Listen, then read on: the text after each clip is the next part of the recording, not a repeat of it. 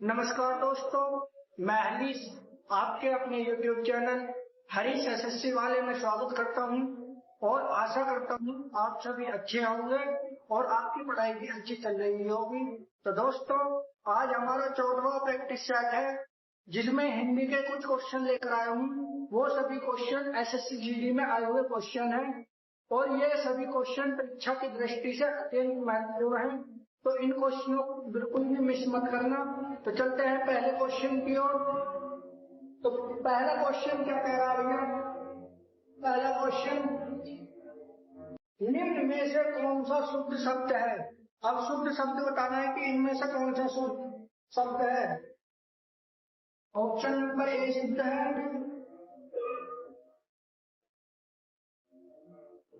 या दुष्पार ये वाला, दुष्पार ये वाला या दुष्पर ये वाला। तो इनमें से कौन सा वर्ड सही है? तो भैया इनमें से जो सही है वो सही है ऑप्शन नंबर डी, दुष्पर।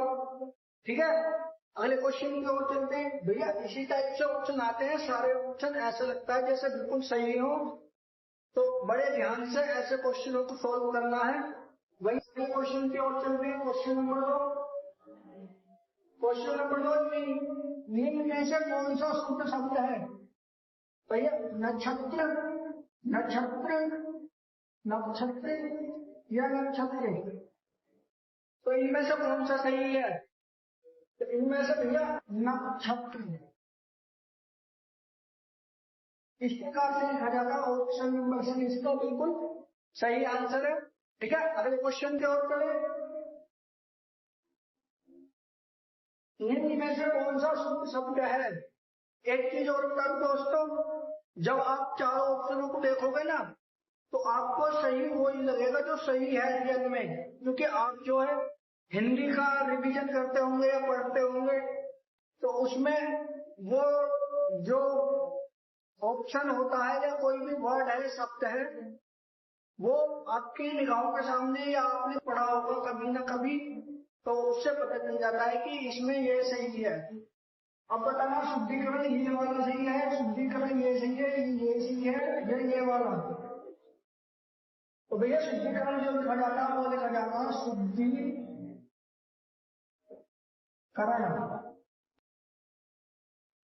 तो इसका सही आंसर है option number A is the right answer. अगले क्वेश्चन की ओर चलेंगे। क्वेश्चन नंबर 4, आदान का विलोम शब्द है।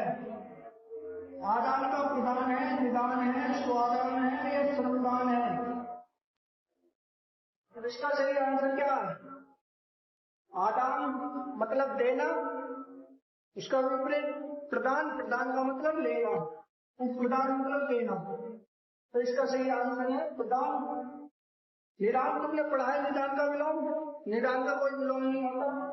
अगर देखा जाए तो निदान का जो विलोम होता है उसे हम अनिदान कह सकते हैं। ठीक है,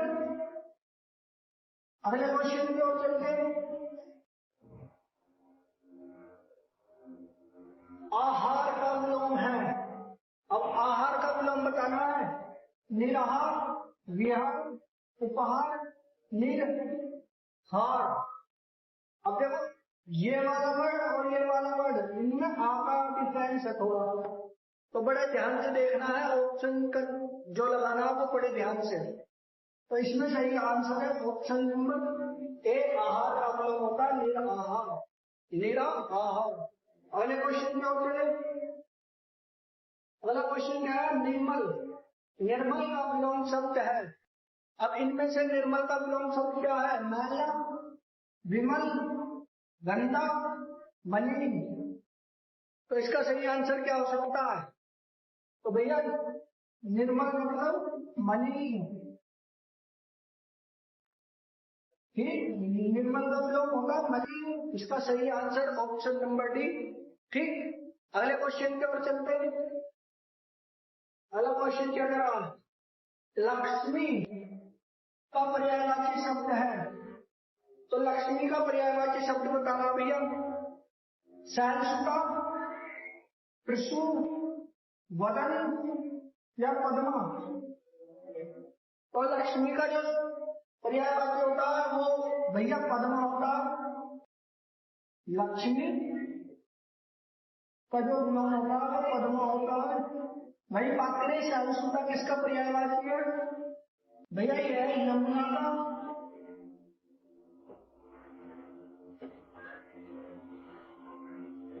ठीक है, यमुना का। कृष्ण किसका पर्यायवाची होता है भैया? कृष्ण होता है भैया माँ का, ठीक। वही बात करें बदल, यू किसका होता है? यू होता है भैया मुंह का, मुंह का, ठीक है, मुंह या मुंह। अगले क्वेश्चन की ओर चले। अगला क्वेश्चन क्या रहा है? विनायक का पर्यायवाची शब्द। विनायक सबसे फेमस वर्ड है विनायक, किसका पर्यायवाची होता है भैया? विष्णु का, गणेश का, ब्रह्मा का, महेश का। तो इसका सही आंसर क्या हो सकता है? तो भैया इसका सही आंसर है option number B, Ganesh Vinayak.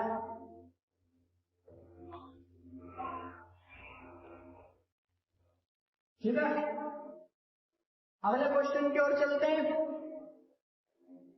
अगला क्वेश्चन क्या करा? पृथ्वी का पर्यायवाची शब्द नहीं है। इनमें देखना है कि कौन सा पृथ्वी का पर्यायवाची शब्द नहीं है। तो जगती, वसुमती, अवनी या अपर्णा। तो इसका सही आंसर क्या हो सकता है? भैया जगती किसका पर्यायवाची है? पृथ्वी का। वसुमती पृथ्वी का। अवनी पृथ्वी का पर्यायवाची है। इसका सही आंसर है option number B, Aparna. Aparna किसका पर्यायवाची है? देखा पर्यायवाची है, वो अपर्णा पर्यायवाची है पार्वती का। ठीक है, अगले क्वेश्चन की ओर चलते हैं। क्वेश्चन नंबर 10, आग में घी डालना मुहावरे का अर्थ है। आग में घी डालना, अब कहीं झगड़ा हो रहा तो उसमें और घी डाल दिया, तो आग में घी डालने का मतलब है क्रोध प्रकट करना, झगड़ा बढ़ाना, मारना, या इनमें से कोई नहीं। तो भैया इसका सही आंसर है ऑप्शन नंबर बी, झगड़े को बढ़ाना। आग में घी डालने का मतलब झगड़े को और ज्यादा बढ़ा दिया। ठीक है, अगले क्वेश्चन की ओर चले। क्वेश्चन नंबर 11, कांटों पर लौटना। कांटों पर लौटना मुहावरे का अर्थ है संकट में डालना। 2022 एसएससी जीडी। ठीक है भैया, बाधा को होना, बेचैन करना, अड़चन पैदा करना। तो इसका सही आंसर क्या हो सकता है? तो इसका सही आंसर है ऑप्शन नंबर सी, बेचैन करना। कांटों पर लौटना मतलब बेचैन करना। अगले क्वेश्चन की ओर चलते हैं। अगला क्वेश्चन क्या रहा? छाती पर मूंग डलना मुहावरे का अर्थ है दुख देना। डली हुई मूंग को छाती पर रखना, छाती से मूंग पीसना या सुख देना। अब इसमें सही आंसर क्या हो सकता है? तो जल्दी से बता दो इसका सही आंसर। इसका सही आंसर है ऑप्शन नंबर ए, छाती पर मूंग डलना का अर्थ होता है दुख देना। ठीक है, अगले क्वेश्चन की ओर चलते हैं। Question number 13। क्वेश्चन नंबर 13 क्या कह रहा है? क्वेश्चन क्या रहा? जो नया जन्म हो, जन्म हो, जो नया जन्म हो वाक्यांश के लिए एक शब्द है। अब इसका सही आंसर क्या? परिजात, नवजात, सुजात, सहजातीय। तो भैया जो नया जन्म हो उसे कहते हैं नवजात। जो दूर की सोचता है वाक्यांश के लिए शब्द है चतुर्दर्शी, द्विदर्शी, दूरदर्शी, एकादशी। जो दूर की सोचता है उसका क्या अर्थ होता है? दूर की सोचने वाला मतलब दूरदर्शी। चतुर्दशी, चतुर्दशी चंद्र मास की 14वीं तारीख, ठीक है। इसे क्या कहते हैं? चतुर्दशी दिवादशी चंद्र मास की 12वीं तारीख। एकादशी का मतलब होगा चंद्र मास की 11वीं तारीख, ठीक है। अगले क्वेश्चन की ओर चलते हैं। क्वेश्चन नंबर 15, साथ चलने वाला वाक्यांश के लिए एक शब्द है। तो सहयोगी, सहयोग, सहगामी, प्रतिगामी। तो साथ चलने वाले को क्या कहते हैं? ऑप्शन नंबर सी, सहगामी, ठीक है। अगले क्वेश्चन की ओर चलते हैं। क्वेश्चन नंबर 16, एकल। एकल शब्द का तद्भव शब्द है। तद्भव शब्द बताना है एकल का। तो क्या है? अकल, अकील, अकेला या इनमें से कोई नहीं। भैया एकल शब्द कैसा है? तत्सम शब्द है। तद्भव कैसा शब्द है? तद्भव शब्द है। इसका तत्सम रूप क्या होगा? तत्सम, इसका तत्सम रूप होगा भैया अकेला, ठीक। अकेला इसका सही आंसर। अगले क्वेश्चन की ओर चले। अगला क्वेश्चन कह रहा है मक्खी का तत्सम रूप है। तो मक्खी का तत्सम रूप बताना है इसमें। मक्खी का तत्सम रूप क्या है? तो क्या है? मच्छी का, मच्छी, मच्छी, मच्छी का। तो मक्खी, मक्खी कैसा वर्ड है? तत्सम, तद्भव, तद्भव शब्द है। इसका क्या बताना है? तत्सम। इसका तत्सम रूप कैसे क्या होगा भैया? इसका तत्सम रूप होगा ऑप्शन नंबर डी, मच्छी का, मच्छी का, ठीक है। अगले क्वेश्चन की ओर चलते हैं। अगला क्वेश्चन क्या कह रहा है? अगला क्वेश्चन है गरीबों की सहायता करो। इस शब्द में बताना है कि गरीब जो वर्ड है गरीब, इसमें कौन सी संज्ञा है? संज्ञा बताइए भैया, कौन सी संज्ञा है? अब कौन सी संज्ञा है? व्यक्तिवाचक संज्ञा है, जातिवाचक संज्ञा है, भाववाचक संज्ञा है या समूहवाचक संज्ञा है? तो देखो गरीब, अब पूरे भारत में एक गरीब हो गया, एक गरीब हो गया, बहुत गरीब है। तो गरीबों का एक समूह है, अर्थात उसके जैसे और भी है। तो वो कौन से में जाएगा? वो जाएगा जातिवाचक में, ठीक। इसका सही आंसर है ऑप्शन नंबर बी, जातिवाचक। अगले क्वेश्चन की ओर चले। अगला क्वेश्चन क्या है? गाय में कौन सी संज्ञा है? गाय में कौन सी संज्ञा है? व्यक्तिवाचक संज्ञा, जातिवाचक संज्ञा, भाववाचक संज्ञा या समूहवाचक संज्ञा? तो देखो इसका सही आंसर क्या है?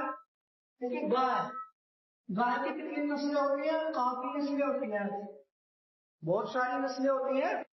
देसी गाय, अमेरिकन गाय, नेहीवाल गाय, बहुत टाइप की गायें होती हैं। अब गायों का क्या है? बहुत सारा, मतलब उसकी एक जाति को प्रदर्शित कर रहा है, ठीक है। गाय की जाति को प्रदर्शित कर रहा है। तो इसका सही आंसर है ऑप्शन नंबर बी, जातिवाचक संज्ञा। गाय किस में जाएगी? जातिवाचक संज्ञा में, ठीक है। अगले क्वेश्चन की ओर चलते हैं।